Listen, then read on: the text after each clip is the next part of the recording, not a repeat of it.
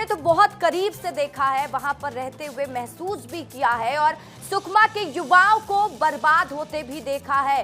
हिडमा जैसे नक्सली लीडर की वजह से इन्फ्लुएंस होकर वो नक्सल संगठन से जुड़ते थे, लेकिन जो आज हुआ है उसके बाद एक बहुत बड़ा मैसेज भी गया है। सुकमा आजाद अपने आप को महसूस करेगा, क्योंकि जब भी सुकमा का जिक्र होता था तो लोग कहते थे कुख्यात नक्सली हिडमा उसी सुकमा के पुवर्ती से आता है। सौरभ।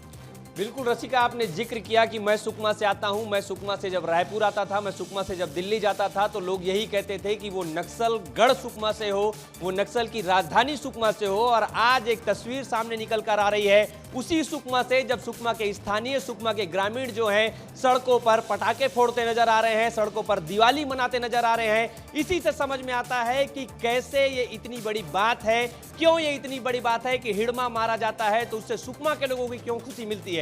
क्योंकि सुकमा के जो युवा थे वो हिडमा को देखकर, हिडमा को अपना रोल मॉडल मानकर नक्सलवाद की तरफ आगे बढ़ते थे, कई जानों को लेते थे, कई जो सीआरपीएफ के जवानों को मारे थे। और आज वही लोग जब हिडमा को देखते हैं कि हिडमा मारा जाता है तो अब उनकी विचारधारा में बदलाव आता है।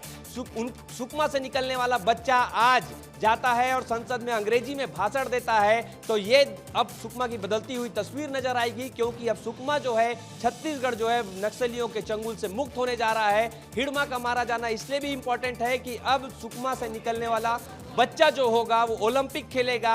अब सुकमा से निकलने वाला बच्चा जो कि कलेक्टर बनेगा, जो कि अब तक इसलिए नहीं बन पाता था क्योंकि वहां के युवा जो थे वो नक्सलवाद की तरफ आगे बढ़ रहे थे, दिग्भ्रमित थे। और अब जब नक्सलवाद अपने खात्मे की तरफ आगे बढ़ रहा है तो अब वहां के युवाओं के लिए नए नए रास्ते खुलेंगे।